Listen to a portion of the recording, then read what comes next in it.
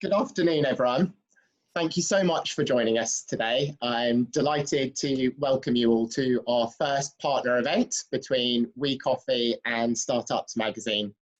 My name's Ben. I'm the founder of WeCoffee, and we're a members club for freelancers, founders, and flexible workers. I'm just going to pass over to Anna to introduce herself, and then we'll go over to a little bit of housekeeping before we kick off. Hello everyone, I'm Larkin. I'm Anna Flockett, the editor of Startups Magazine. We're a print and online publication dedicated to championing tech startups. We're so pleased to be here today, joined with our amazing partner WeCoffee, talking about such an important topic, the future of work. So obviously we've been through a lot of changes recently, so we have two of the most amazing guests to talk us through. And we've also got some more pieces online and in the next issue. If you want further reading, check them out. Thank you, Ben. Super, thank you very much, Anna. As Anna was saying, we're due a really exciting event today. We've got two fantastic guest speakers for our Q&A sessions. The first of these is going to be between Anna Flockett from Startup Magazine and Katrina, a co-founder of Fora, a business that at WeCoffee we absolutely love to follow and really believe in what they're doing in the co-working environment. And just in case that's not enough for today, we also have our CIO Advisor to a business that has been making headlines everywhere for the last few months. We have Magnus Falk with us from Zoom. Hi, everyone. So without further ado, I'm going to open the webinar session with a bit of an overview to what we mean by the future of work before we go into this first Q&A session. So at WeCoffee, we look at the future of work through three main lenses, really. The first of these is looking at the jobs that we're going to be doing in the future. The second of these that we'll cover today was actually the one that led to the birth of WeCoffee, which is where are we going to be doing those jobs from? And the very last thing that we'll be looking at is what are the challenges that are actually associated to these changes in the future of work, and what are we going to need to do to try and overcome them?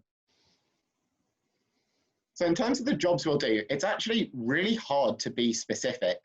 As always, you've got consultancies working away with analysts working incredibly hard on models, trying to predict what sort of jobs it is that we will be doing into the future. But in realism, this is only ever a model. What we do know, though, instead of the specific jobs we'll do, are some of the drivers that are going to exist going forwards. And the ones that we'll cover today are robotics, automation and AI, and a move to a freelancer economy. So in terms of robotics, it's actually quite challenging to think just how many jobs are going to be affected. But all you need to do really is put on a good sci-fi movie or pick up an Isaac Asimov book, and you can start to see the dreams and imaginations of tech entrepreneurs that will probably be realized around the world over the coming decades. And when you look into this, you see it's some pretty complex jobs out there, such as heart surgery, but there's less obvious things. Imagine all your military personnel being placed by robots, a personal chef that you could pull out a kitchen cupboard and plug in to cook your dinner, a personal trainer that might be able to take you on your exercises and play tennis with you, hairdressers, opticians, all sorts of jobs. Our worlds are just going to become ever more convenient through this increase in robotics. According to the World Economic Forum, they believe it's something like 75 million jobs that are going to be displaced globally by the change of robotics. And that's by 2022, so 2 years away from where we are now. You might ask yourself, how on earth do they come up with this number? Well, what they did was they surveyed somewhere around 15 million employees globally across a whole range of sectors and looked at what those changes would actually be. They found that it was somewhere around about 11% of jobs would be gained in a really positive status from new jobs coming out from robotics, but about 10% of jobs would be lost. So on a percentage scale, you go, great, there's more jobs than being lost, but it wasn't quite that simple, actually. They cut it out by sector and how many jobs were in each of these sectors. What it actually turned out was really exciting. 133 million new jobs they believe will be created by 2022 versus that 75 million jobs lost. It does mean people will need to retrain, to reskill, and come up with some of the other challenges that we're going to focus on later.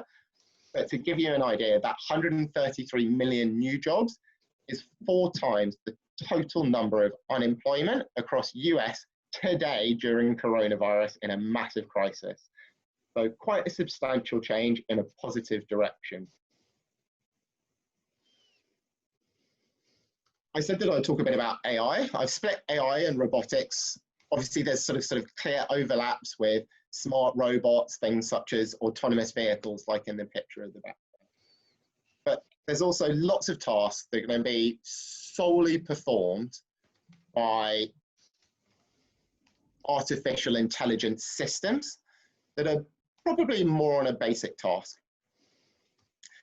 AI is going to take over small, time-consuming tasks that can easily replace human emotions and behaviors that customers and audiences identify with.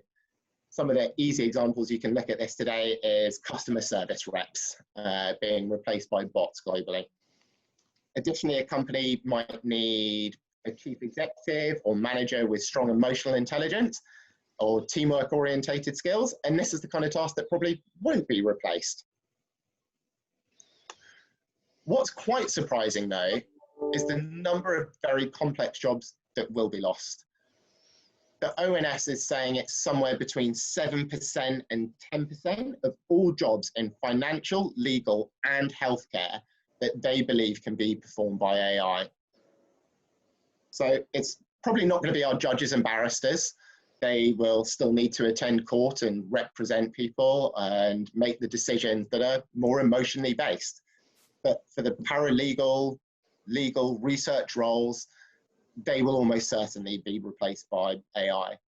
Their processes require hard research, they're expensive, they're tedious, and getting a machine to synthesize this work in legal contracts will just be substantially more efficient and optimized financially for the businesses running it.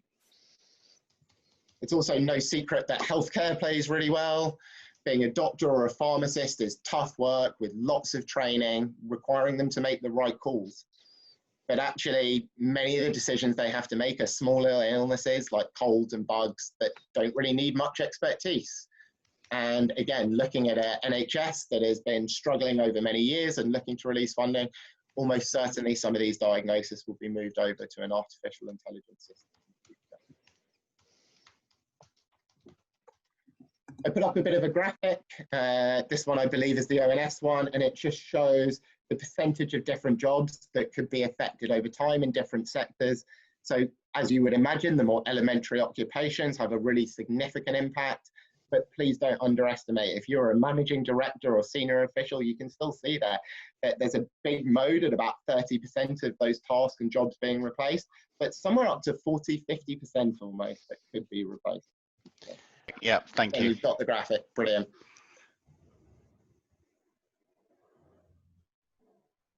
So then the next question really is, just in case you thought you were sitting in a sort of creative job and, oh, I'm really safe, I'm an artist, my job is never going to be replaced by an artificial intelligence system. Well, that's not quite true actually.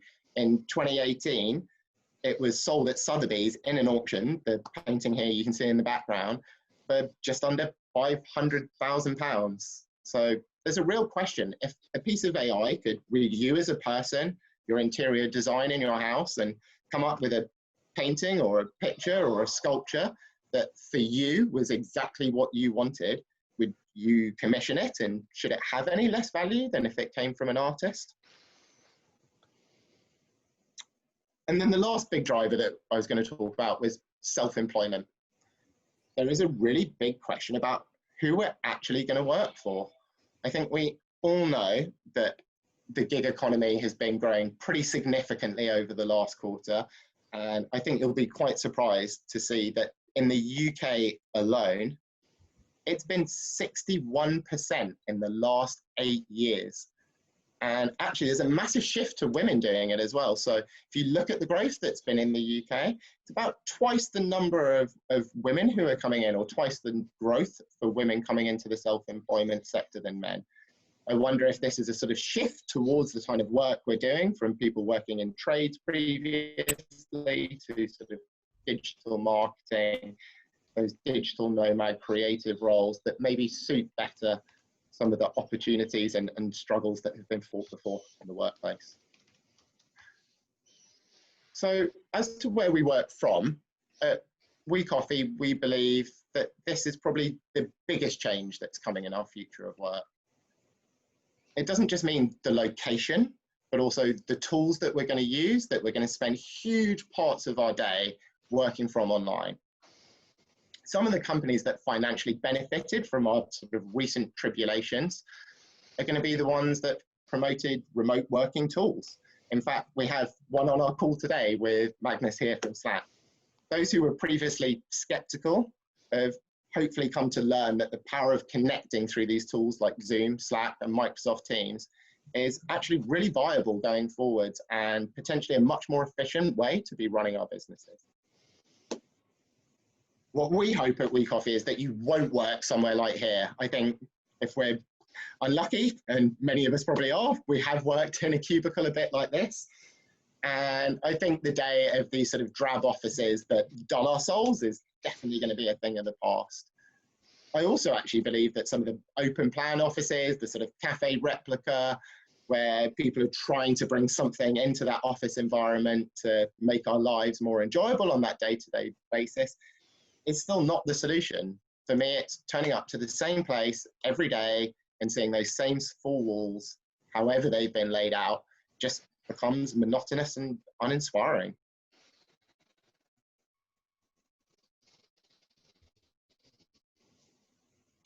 I think this is a perfect example. We also don't suggest at WeCoffee that you should just go out to somewhere like here. We don't think that you should be constantly moving around trying to find the strangest office space you can find. I absolutely guarantee you there are some pretty bizarre ones out there that you can go and source, but we don't believe this is the solution. What we do propose, though, is to think more sensibly about where we work from. We waste huge chunks of our lives on boring commutes. We go to places we don't really want to be, and it's not required.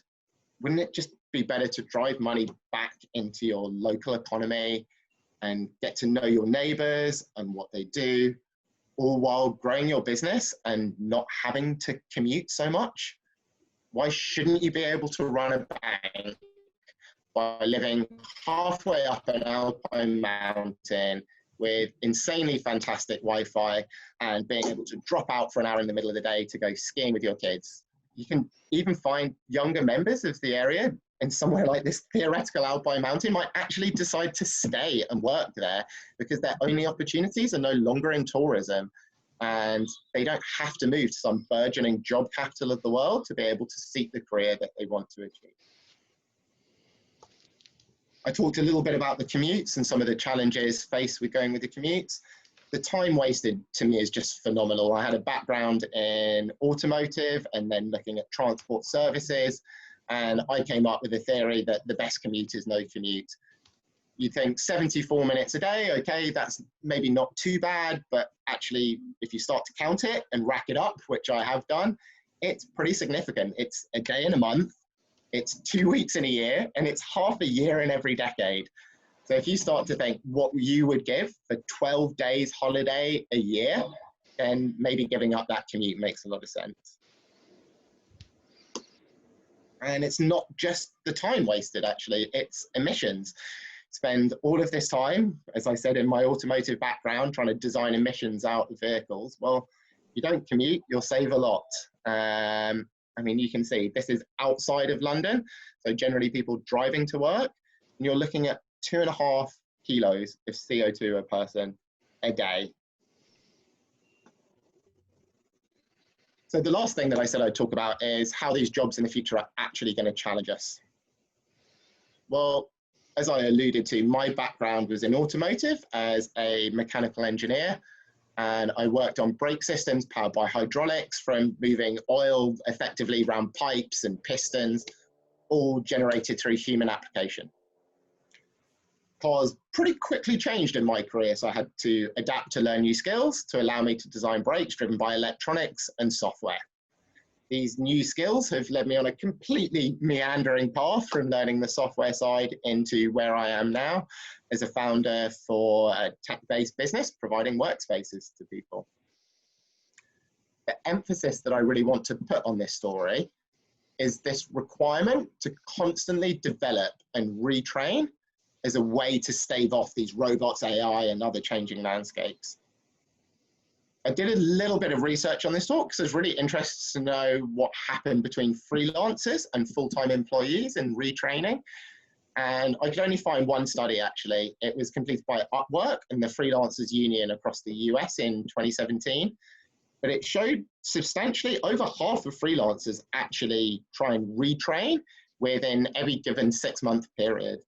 It's about a third of full-time employees that then go and do retraining over this same period. So on one plus side, freelancers are much better than doing this than employees, but there's still a lot more people in full-time employment today.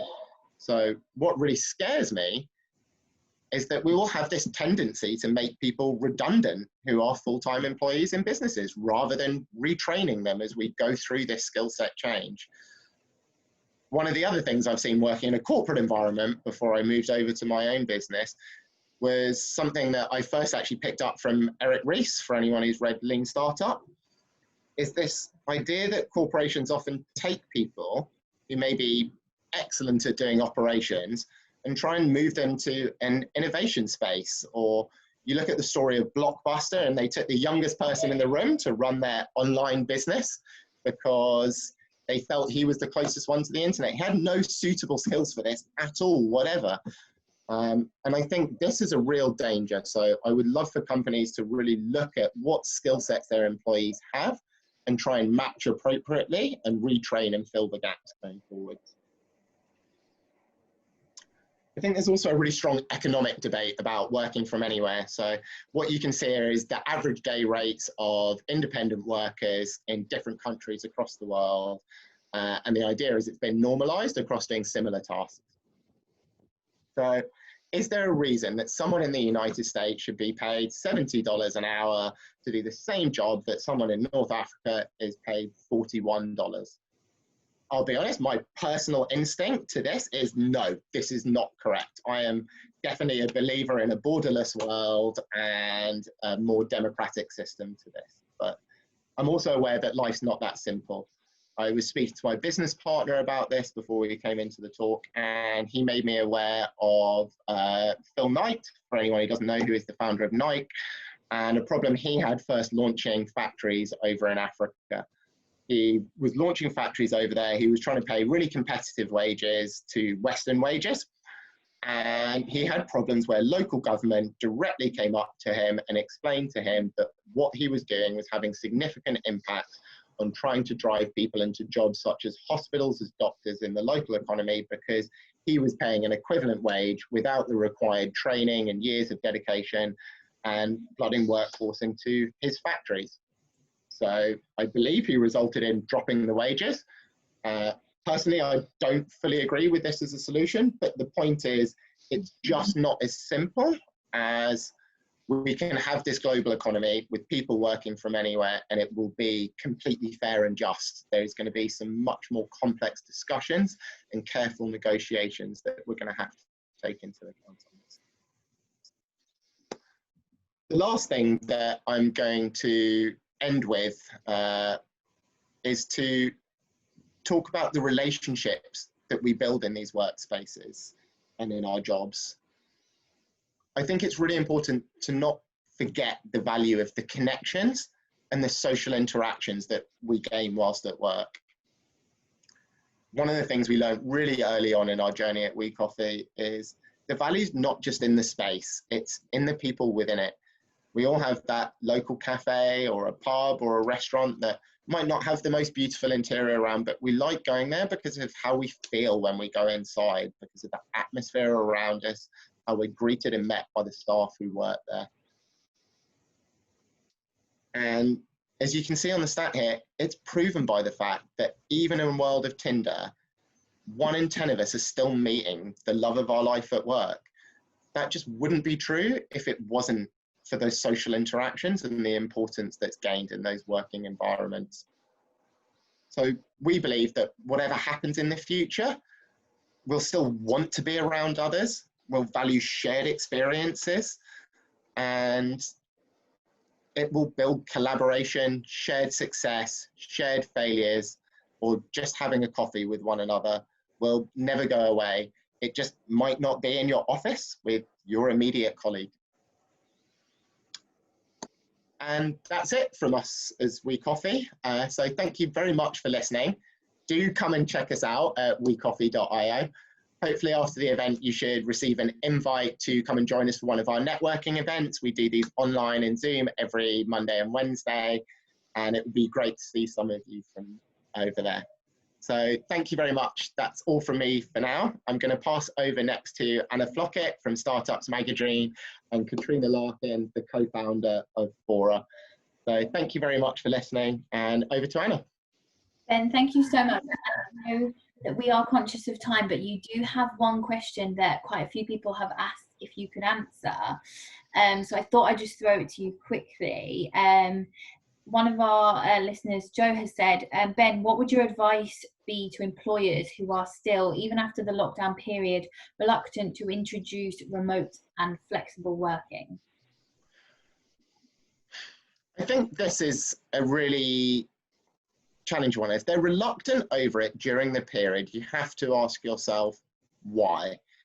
I guess there's probably two main answers. I try to break things very logically into decision trees. It's a horrible engineering background, but I look at one answer is they're not a trusting person.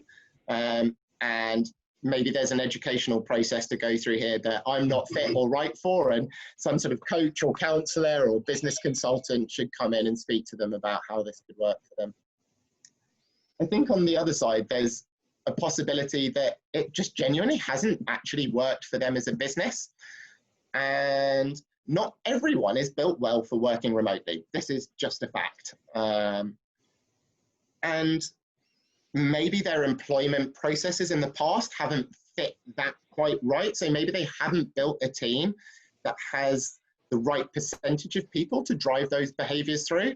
And I think some companies will just have to look at their employment in the future to be employing people who will work well remotely and drive the rest of the team to do it. So it's very hard to answer this specifically without knowing the exact situation, but I find generally it's one of these two paths that's leading to the issue. Amazing, thank you. Thank you again for your talk. It was great. I know quite a few people probably want to see some of your figures and stats afterwards. So thank you, everyone. Let's welcome Katrina to our screens. Well, she's already there, but Katrina, welcome. Thank you. Thank you for being here. So I guess just for everyone who doesn't know how amazing you and Fora Space is, would you like to just tell us a little bit about Fora Space? Obviously you co-founded it, you know, where did the idea come from? And yeah, just a little bit about you. Okay, so my name is Katrina. I'm probably best known for co-founding the Big Chill Festival. For those who don't know that, it was the festival that coined the term boutique festival. And it was a whole mix. We were the first to bring in street food. We brought the BFI out of London. It was about arts, it was about music. It was about involving and giving the people who came every year a sense of belonging. And it became very successful, and it ran for 18 years, and we opened 3 bars for our community. We had a record label, we did radio shows, we brought out books. And it was quite an incredible experience to be in. And every year people would get together to celebrate, but they would also spend the rest of the year, if they were across the country, engaging with each other on their forum. And they called themselves chillers. So after doing that for 18 years, I was absolutely fascinated in what brings people together and how you can give people a better quality of life almost, or introduce them to experiences that they may not feel they have the opportunity to have. And so when I was first approached about co-working by our investors, I was a little bit like, no, you know, my whole history is about people. You know, I bring people together. I just love nothing better than watching people smile and share and network and form new ideas together, of which many came to fruition from the Big Chill. So I was thinking, you know, of those pictures that Ben was showing earlier of cubicles. And I was like, no, that's not me. I don't want to do that. But then something struck me, because I was involved in Camden Lock and the Interchange, which was their co-working space we were working on. And suddenly something sparked in my head. Wouldn't it be amazing if I could get involved in a business that looked at how people spent their every day? And I was talking to so many friends who were talking to me on Sunday night. That dread would come in, it would almost ruin their whole Sunday. They'd started yoga at the beginning of the year and they'd never finished it, or they'd started a college course, or they were looking for inspiration. And though their job was quite good, the culture at work wasn't quite right. And I suddenly thought, my gosh, I hope I've learned something in 18 years about how you bring people together and give them that sense of belonging, but let them own the direction of the journey you're on with you. Yeah. And could you put that into the workplace? Could you create spaces that weren't grey cubicles, that thought about how people spent their every day? It wasn't about going in and looking at floor plans and deciding, you know, everybody needs this X amount square foot for their desk and how they work. You almost thought of it like a hotel. And I was very fortunate then to meet a gentleman called Enrico Sanna, who was from Deutsche. And he was involved in the Cosmopolitan Hotel in Las Vegas. Oh, wow. So the two of us met at the beginning of this, and I just loved his energy, and we spent the whole evening talking about how service was quite poor in London, and that how people needed to be treated with more respect. And if we ever started a company again, we wanted it all to be about the people that were involved and that they came on the journey with us. So that's kind of how Fora started. It started like, let's bring people together and let's give them a space to really achieve, to be productive, to bring them happiness, to inspire them, to give them wellness, so they have an opportunity to be the best version that they want to be of themselves. Definitely. And I've been to a couple of your Fora spaces in London, and they are amazing buildings. You just feel great walking into them. But they're like hotels, you know, and we don't design like an office. Now I'm sitting on the table, which probably wouldn't do in a normal workspace, and this is set up for a meeting room, but I'll show you something if I can get it off the wall. And I can't, so that's not very good. But we have an iPad on the wall, and I can press a button to call water. I can press a button to call the concierge. I can press a button to get tech service. I can press a button to change the lights. I can press a button for coffee. So it's all there to help me, so I can concentrate on the meeting and what I want to do. But I could pop down to the reading room and read some books, escape from, you know, from my everyday work. I could go down to the wellness studio. I could be doing yoga on the terrace, and it really helps me to be happier and productive. Definitely. And spend some time with my fellow, you know, my fellow team. Yeah. We can do a yoga class together. Yeah. And it's amazing where those magic ideas for your business can come from. It's not always sitting around a board table, you know. Yeah, I couldn't agree more. And you were saying to me previously when we were talking, Fora's obviously been open this whole time during the pandemic. It's been accessible along with government regulations. If people needed to access the buildings, we needed to make sure that they were able to access their workspace. And we've been there to support them all the way.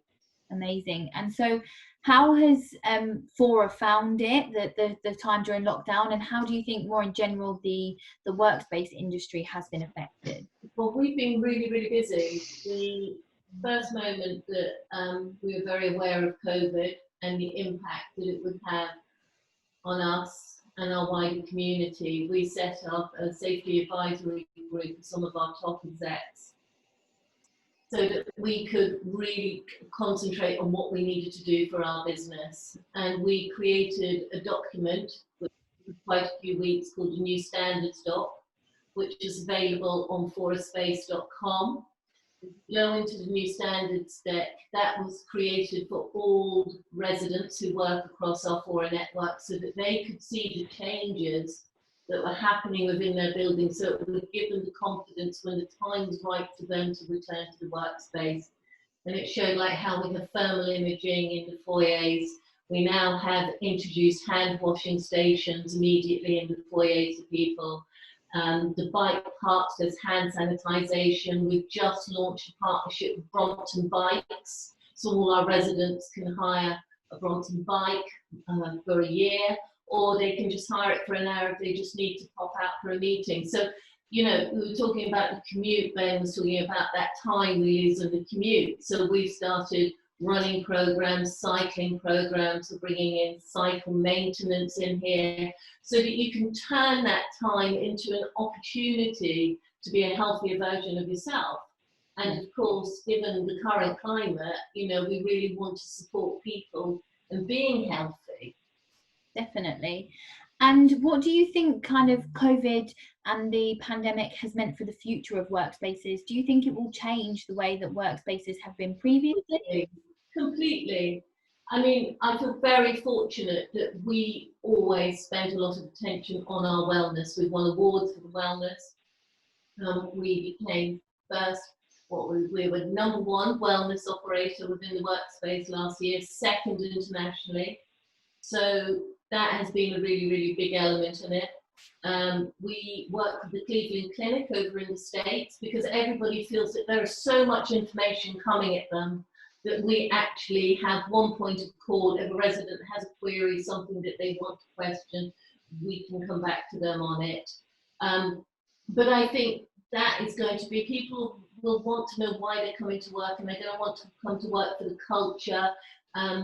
Ben talked about Benjamin Franklin. If you tell me, I may not learn, you know, I may not learn or I may not remember. But if you involve me, I will learn. If you come into the workplace, you are involved with your colleagues, you learn. And especially, you know, if you're coming into the workplace and you're starting out a new career, it's important to be able to watch the people who are more experienced in your business.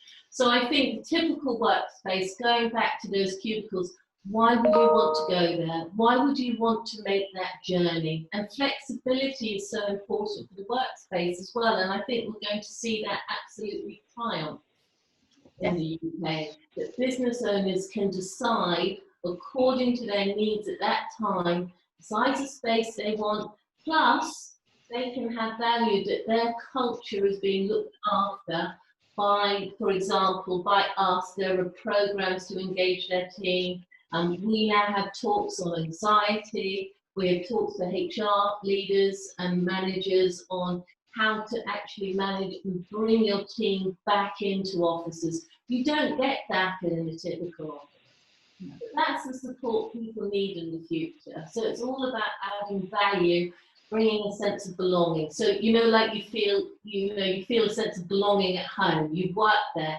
You don't feel like you have a boss watching you. So you can occasionally go and do that, you know, that yoga class. That's probably why a lot of people are feeling better, because you can stretch out on a sofa.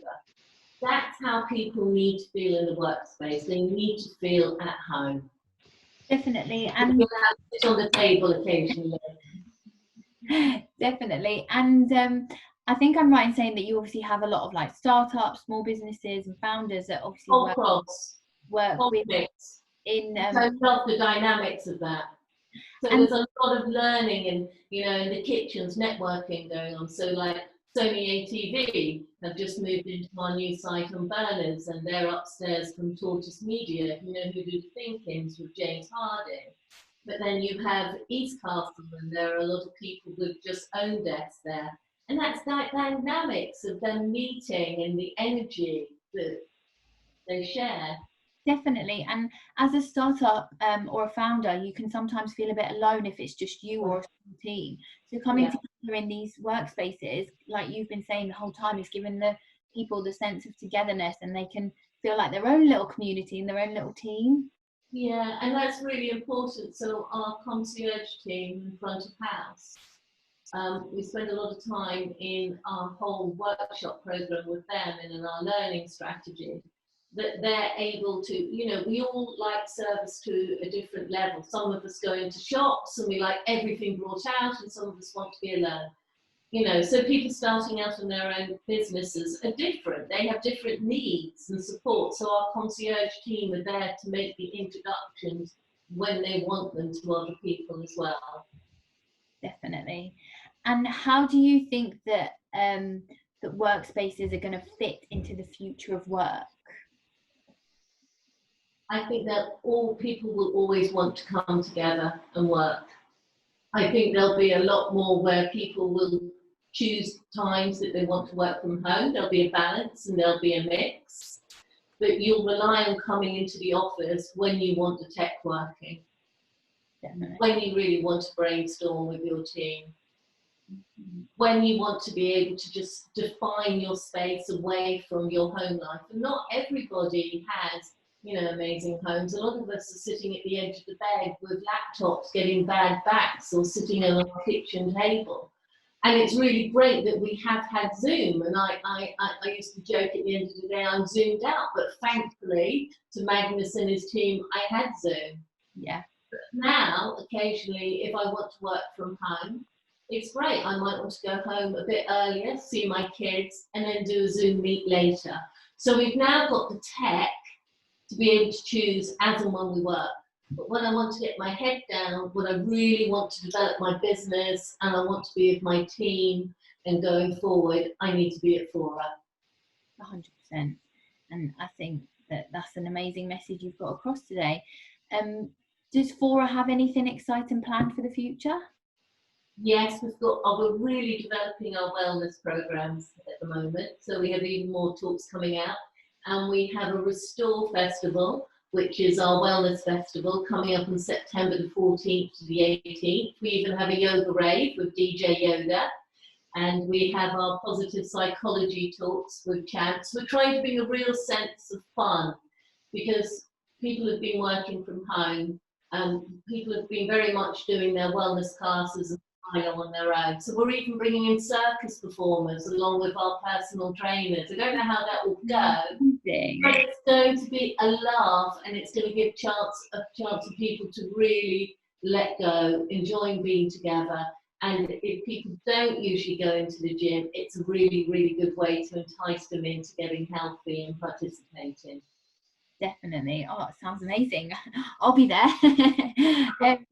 And if people and if you can't make it, Anna, everything is streamed, because we've just introduced our new hybrid events package. So we've got full production, full AV. So anybody needs to do a big talk or an event, you can come into one of our event spaces.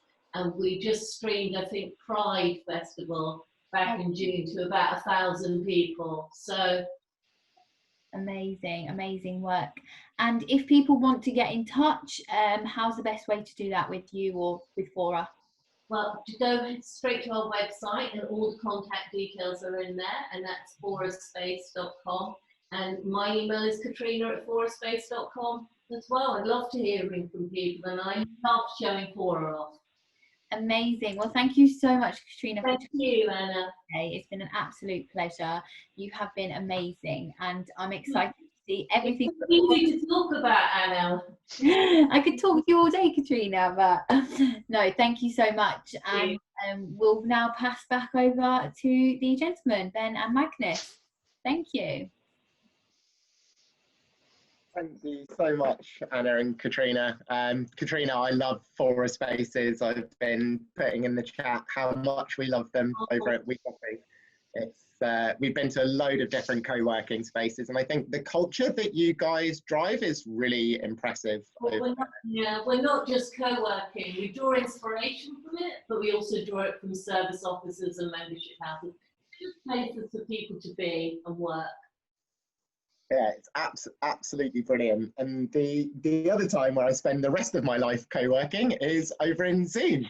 Obviously, we have Magnus here today. He's our CIO Advisor from Zoom. Magnus, do you just want to introduce yourself formally to everybody?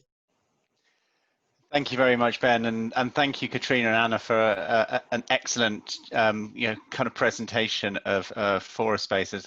Sound very innovative and very exciting. Personally, I've had a 30-year career in using technology to improve business. I'm a CIO, I've been a CIO, I've been a CTO, and I'm now in the portfolio stage of my career. I have a number of roles, some of which are in government, but as an antidote to that, I help Zoom have the right conversations with CEOs and CIOs about using video in their businesses. And I started with Zoom in September, and life has changed dramatically in the 10 months that I've been involved, because we had the little matter of a pandemic, which naturally changed everyone's way of doing work. Yeah, definitely. And I think it's accelerated some of the changes we're looking at, and probably got people looking in that crystal ball of what they think the future is, and whether that's going to be a world of universal basic income or no offices across the city centres, and some of them are sort of dark and gloomy. How's your view, Magnus? Do you have a positive outlook on what our future of work will be? Yeah, no, I've got a hugely positive outlook. The one thing about the human race is it's incredibly innovative, and it finds ways to solve problems. We are going to get through this. A vaccine will come, and even if it's not a perfect vaccine, we will find a way to be able to work and protect ourselves, whilst adopting lives that are very similar, but then substantially different to what we had before. Because I think you're right, the genie's kind of a bit out of the bottle now, because we've been forced, everyone's been forced to do something different. Suddenly a huge amount of learning has been done by business leaders, by people who have had those long commutes, and don't really want to go back to them. And so people have seen the art of the possible. And so I don't think the future is the same as the past, even when we're through this event. And I loved a lot of what Katrina talked about. There's a huge raft of opportunity here. And for different businesses, that opportunity will be used in different ways. I cannot imagine businesses that don't allow flexibility that will survive. People will not want to work there.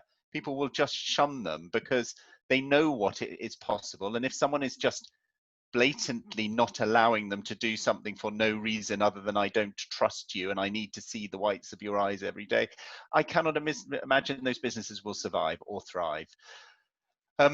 So we've been driven to innovate by the pandemic, and lots of people are predicting the future. I really don't know where we're going to land. What I do know is that the social angle that Katrina and Anna were discussing is so vitally important. And also know that city centres are fun and lively, and people want to have that type of interaction, and getting together is vital. You can spend a lot of time on Zoom, but you don't really get to know people unless you do spend some time together. I think you can sustain a relationship through video, and you can sustain working, but I think it's difficult to create a really deep relationship. So I think we're definitely going to have a mixed economy going forward.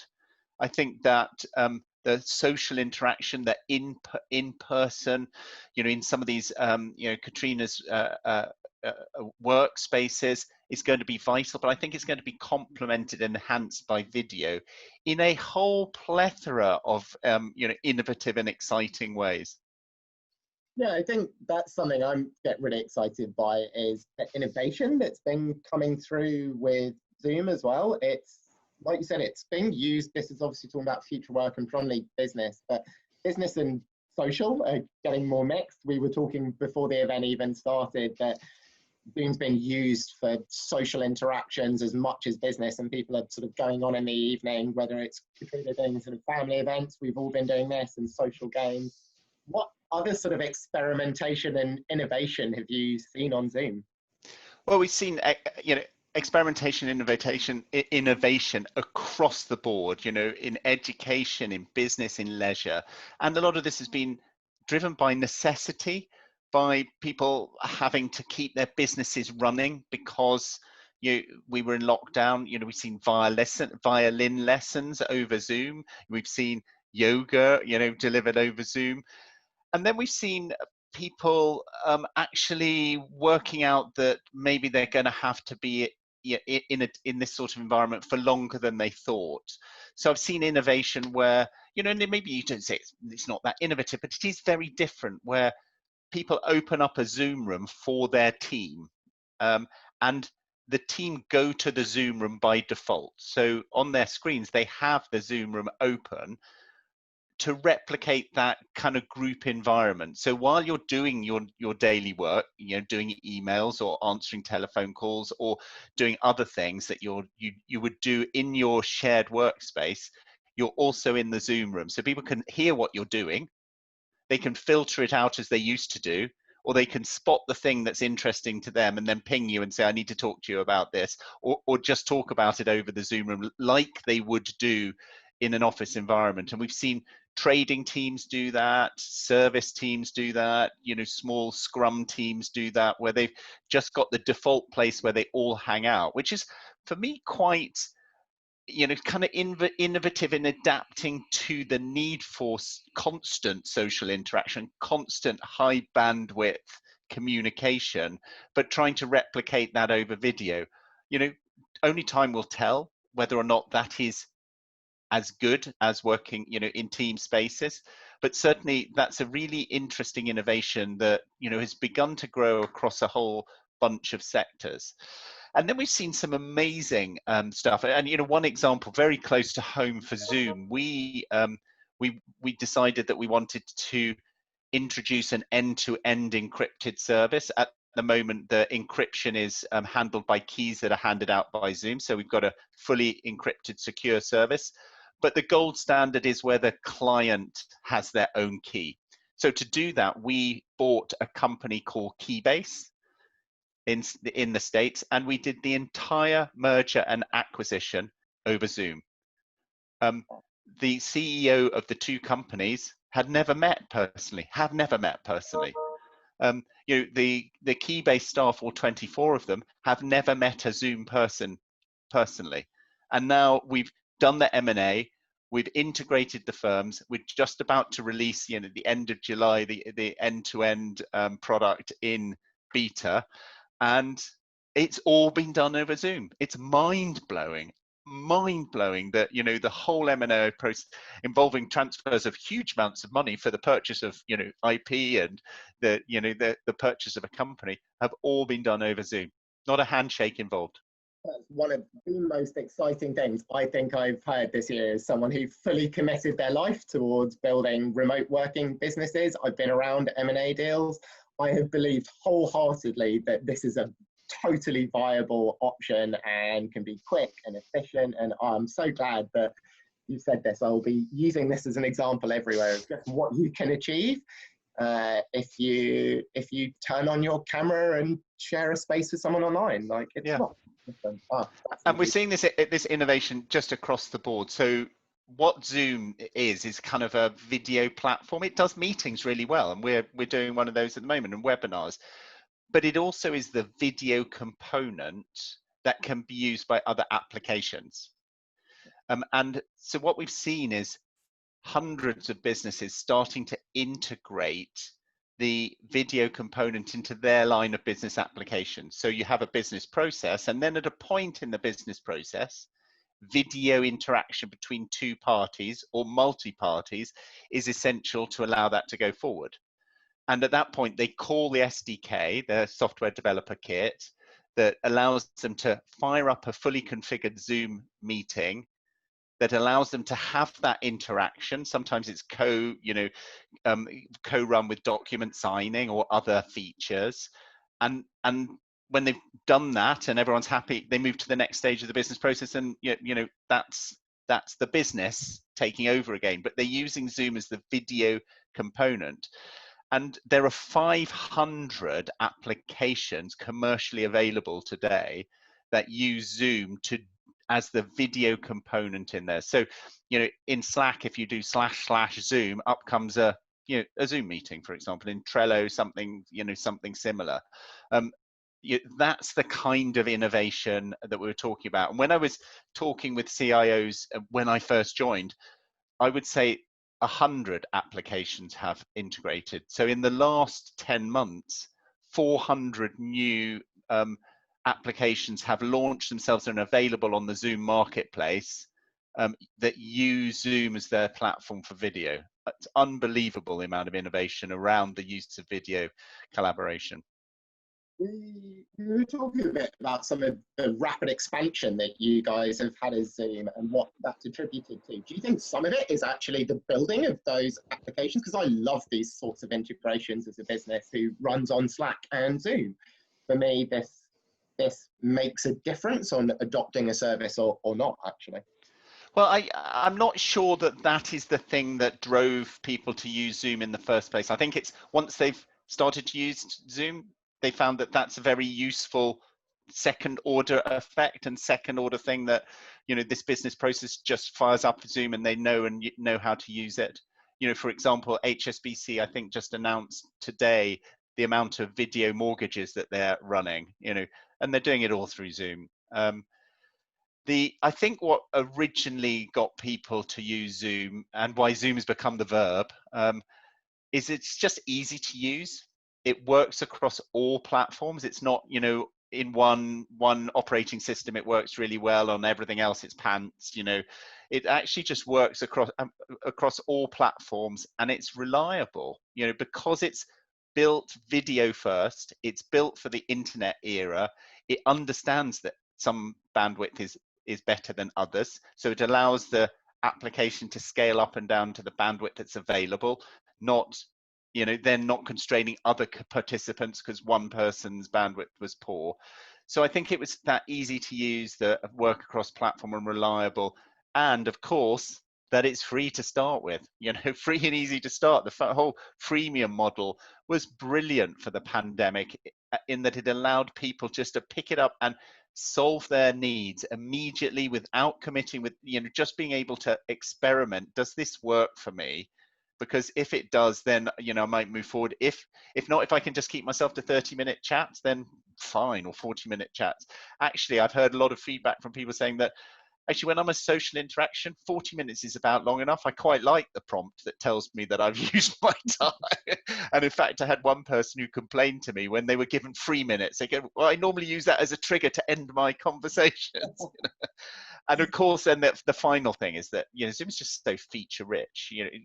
I think once you've started using it, you kind of use it at a certain level, and then you find, well, you can share stuff, and you can get the whiteboard, and you can do, innovative things, and you can do a breakout room, and there are all sorts of interesting things that you can do with it. So people keep discovering more and more things with it. So I think those were the things that caused Zoom to have the kind of uptick that we saw.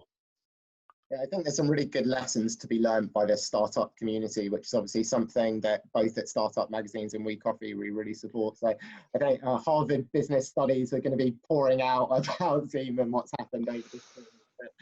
Brilliant, fantastic, and we all use it. So yeah, I completely agree. I think the last thing, Magnus, before we sort of have to wrap up, is just about societal changes. We talk about the future of work from a business perspective so much, but my understanding is your views are that you think it will impact us as a society quite widely as well. Could you just elaborate a bit on this? Because I think it's an interesting topic to share. Yeah, I mean, I worked in the heart of government, in the government digital service for a while, and I remember having a interesting chat with the then cabinet secretary about why the hell don't we have cabinet meetings on video? Because it means that then you can distribute the ministers of state around the country and actually move power out, because power tends to concentrate around the individuals who hold it, and people tend to concentrate around them. And that act of moving people out would have actually been very symbolic in terms of moving that power out, distributing it, and thereby allowing people to move with it. And I kind of, the guy looked at me like I had 5 heads. It was unbelievable. And then the day when Boris Johnson tweeted the cabinet office meeting that he held on Zoom, which he continues to do, it was just an epic moment for kind of, it's really nice that things move on and attitudes change. And so, you know, I think that it's perfectly possible for our society to use the sorts of technologies that are now available to start taking advantage of you know, this whole level up agenda. I think it enables that, it makes it possible. I think it creates many more opportunities for people to do what they would hope to do in making opportunities available in different parts of our country. Yeah, definitely. I think it's been a problem in the UK, especially for a long time, hasn't it? That we don't have our second capital or anywhere to attract people into. Yeah. Although it was in the papers today that apparently Boris Johnson's looking at moving the Parliament to York. So there we go. There we go. Well, that's quite unusual. We'll see what happens, I guess. We'll see what happens, yeah. I'm going to just have a look into the chat and see if there's any questions coming in, but I don't think so. Before I drop Anna into it, I'll see if Anna wants to make anything closing just while I'm wrapping up at the moment. We will send an email out after the event. It will have a link back in again to the Startups Magazine newsletter, which I really highly recommend to sign up to. We wouldn't partner with them as WeCoffee. We don't partner with anyone who we don't work with and consume their service and enjoy it. So I wouldn't recommend this otherwise. There'll also be a link to our networking event with WeCoffee. It'll be a link to actually join one of our networking events for free to come and try out and see what it's like. They are held on Zoom. It is one of the innovative services, I think, being run through Zoom as a co-working environment. So Anna, is there anything you want to say before we wrap up? Just a massive thank you, obviously, to Katrina and Magnus. A massive thank you to everyone for joining. I think it's been really insightful learning two flip sides of the future of work, you know, your offices and then your virtual offices, Zoom, and just, yeah, how much, I mean, I've been to Fora previously and how much workspaces have impacted my life previously, but how much Zoom has really impacted our lives. I know you've discussed all this during lockdown, but it's heavenly. I couldn't really imagine my life without it now. So yeah, just thank you, both of you, and Ben, thank you. It's been great to partner with you.